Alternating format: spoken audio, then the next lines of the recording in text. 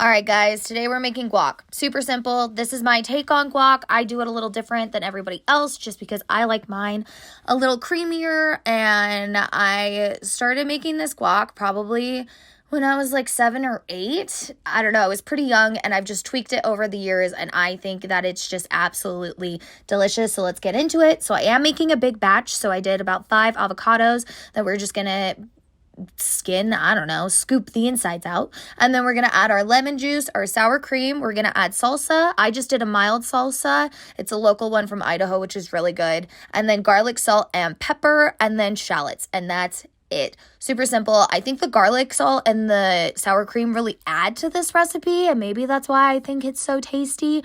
But it definitely is creamier. I know a lot of recipes don't call for sour cream, but I love it in here. And I did make a lot because I am using this in the Idaho burrito that I'm making, that if you guys want to check out the channel, it will be on there. And you guys can see how we use this, or just serve it with chips. If you guys like this recipe, like, rate, subscribe, and bon appetit, y'all.